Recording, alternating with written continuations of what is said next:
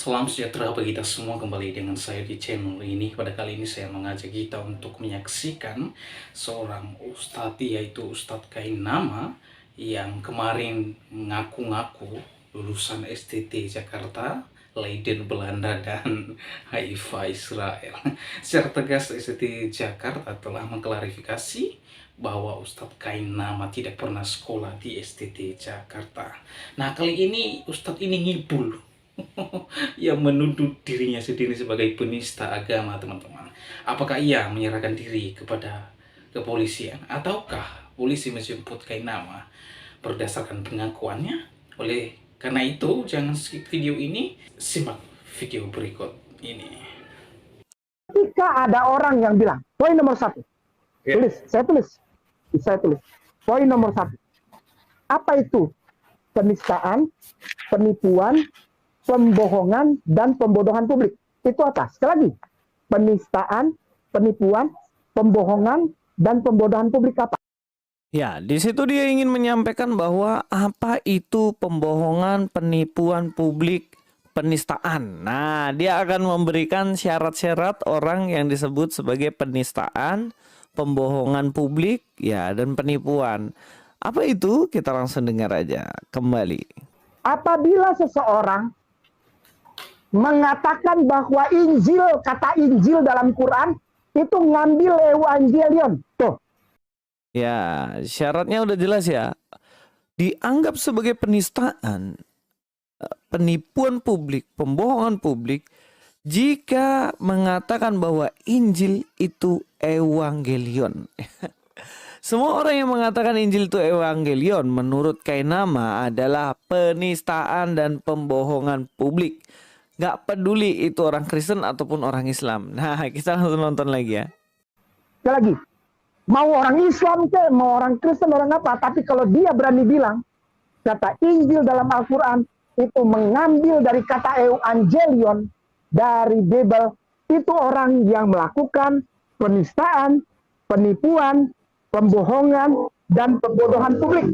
Sekali lagi, kalau ada orang, mau Islam, Kristen, apa, agama apapun, saya nggak peduli, dia melakukan penistaan, penipuan, pembohongan, dan pembodohan publik, kalau dia bilang kata Injil dalam Al-Quran itu menjiplak Evangelion, itu orangnya. Penistaan, penipuan, pembohongan, dan pembodohan publik. Cari aja yang suka ngomong gitu. Cari aja. Itu 4 pasal kena itu orang. Ya, itu Aristo pelongok-pelongok seperti biasa, nggak ngerti apa-apa. Dan sekarang kita akan coba mencari apa yang ditantangkan oleh Kainama ya. Cari orang yang mengatakan bahwa Injil itu Evangelion, maka dia akan kena 4 pasal sekaligus. Supaya menunjukkan kepandaianmu. Injil bukan gospel, Injil bukan biblos, bukan. Injil, gitu. Dari kata Evangelion, lalu bahasa Arabnya itu Injil. Ini isinya cuma 4 katanya. Cuma 4 gospel, atau gospel bukan Injil. Gospel bukan Injil. Bukan. Gospel itu catatan tentang Injil. Siapa yang bilang bahwa Injil itu Evangelion? Kita sudah dapat satu nih. Siapa? Penista agama, penipu publik, dan lain-lain. Siapa? Kainama sendiri. Kainama mengatakan bahwa Injil adalah Evangelion. Bahasa Arabnya Injil, katanya. Ini orang ini amnesia atau bagaimana? Tadi dibilang katanya kena 4 pasal kalau mengatakan Injil itu Evangelion. Tapi ternyata Kainama sendiri yang bilang. Kita ulang sekali lagi, cobalah kalau kalian nggak percaya. Atau bukan.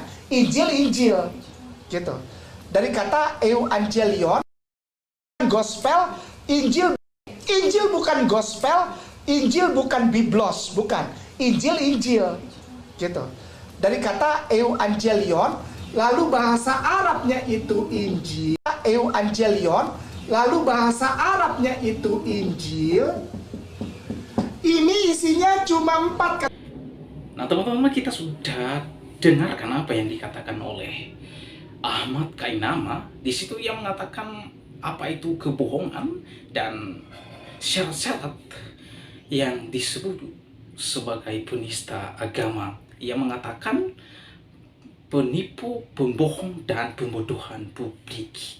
Nah, oleh karena itu, kemudian Ustaz Kainama menjelaskan kalau ada orang yang mengatakan Injil di dalam Al-Quran menjiplak Evangelion, maka orang itu adalah seorang penistaan agama, katanya. Teman-teman, siapa yang bilang bahwa Injil itu Evangelion? Siapa penista agama? Siapa yang menipu publik? Siapa yang melakukan pembodohan publik? Ustaz Kainama sendiri kan? Iya, ini orang kayaknya memang dia mau penjarakan dirinya sendiri ya kayaknya. Dia kasih patokan penista agama adalah yang mengatakan Injil adalah Evangelion. Tapi ternyata Kainama sendiri yang mengatakan bahwa Injil adalah Evangelion. Nah, sekarang Kainama, silakan, apakah kamu ingin melaporkan dirimu sendiri sebagai penista atau kamu menyerahkan diri sendiri? Terserah, saya sudah carikan tuh. Nggak peduli Islam atau Kristen yang mengatakan Injil itu Evangelion, maka dia kena 4 pasal langsung. Ya, tapi kayaknya kamu sendiri yang kena nih. Dan kita akan cari tahu lagi siapa yang mengatakan bahwa Injil adalah Evangelion. Ya, ada lagi temannya sendiri, konconya sendiri, dia mau laporkan, namanya Pak Maneham Ali kayaknya. Pak Ali nanya sedikit. Ya, nanya sedikit, Pak. Kalau yang tadi Pak Ali sebutkan bahasa Koptik, Injil, dengan bahasa Yunani yang Evangelion, itu duluan mana, Pak? Yang Koptik mengadopsi Evangelion atau Evangelion mengadopsi Injil, Pak? Yang jelas kalau bahasa Semitik ya, kalau bahasa Amharik itu masuk kategori bahasa Semitik. Bahasa Semitik itu cirinya bisa dicari akar kata. Bisa dicari akar katanya. Misalnya kalau bahasa Arab itu ada contoh kata masjid. Masjid. Akar katanya dari 3 huruf. Sajadah. Sin, jim, dal. Sajadah. Menjadi masjid. Nah, itu berarti pasti bahasa asli bahasa Arab. Masjid itu. Nah, sementara kata Injil itu tidak bisa diuraikan asal-usulnya dari bahasa Arab ataupun dari bahasa Ibrani ataupun dari bahasa Amharik. Ternyata itu memang diadopsi atau berasal dari bahasa Yunani yang mengalami semitisasi. Jadi inilah gejala bahasa. Kita harus menerima apa adanya. Memang analisisnya seperti itu. Saya belum menemukan satu ahli walaupun era modern sekalipun, yang mengatakan bahwa istilah Injil itu berasal dari bahasa Suryani. Saya belum menemukan salah satu pengkaji modern yang mengatakan demikian. Kebanyakan para ahli ada semacam konsensus akademik bahwa istilah Injil atau Inggil itu diadopsi dari bahasa yang disebut sebagai bahasa Yunani. Mungkin saudara-saudara bisa baca buku ini. Judulnya The Foreign Vocabulary of the Quran, tulisan Arthur Jeffrey. Tetapi saya sudah bantah sebagian dari analisis beliau di dalam buku saya yang berjudul Aryo-Semitic Philology. Jadi salah satu alasan kenapa saya membahas dalam buku saya Aryo-Semitic Philology, hal yang paling mendasar saya mencoba untuk membantah sebagian argumentasi dari Arthur Jeffrey. Bukan berarti ini benar 100%. Perlu ada pembaharuan bila analisisnya tidak tepat. Tapi sebagian besar bisa dipertanggungjawabkan bahwa memang istilah Injil itu bukan asli bahasa Suryani, bukan asli bahasa Ibrani, dan bukan asli bahasa Amharik, tapi lebih dekat ada kaitan dengan bahasa Yunani atau Greek word yang disebut Evangelion. Wah, nggak ada takutnya nih Pak Maneham Ali. Pak Maneham, Anda sedang diancam sama Kainama tuh, kena 4 pasal. Karena mengatakan bahwa Injil adalah Evangelion. Tapi Pak Maneham Ali jangan lupa ya, bisikin ke Pak Kainama. Kainama jangan amnesia. Kau juga bilang kalau Injil itu Evangelion. Udah. Jadi Ustadz Kainama mengatakan bahwa Injil itu dari kata evangelion.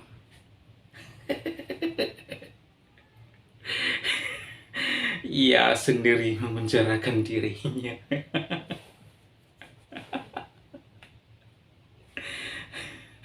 Teman-teman, inilah Kainama kuplak.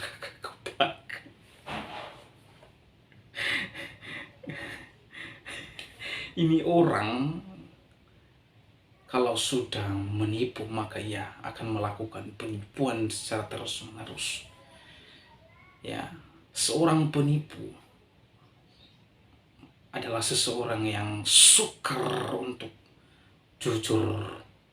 Ya, ketika ia melakukan penipuan pertama, untuk menyembunyikan penipuan pertama, maka ia melakukan penipuan yang kedua. Kemudian untuk menyembunyikan penipuan yang kedua, maka ia melakukan penipuan yang ketiga, dan begitu seterusnya.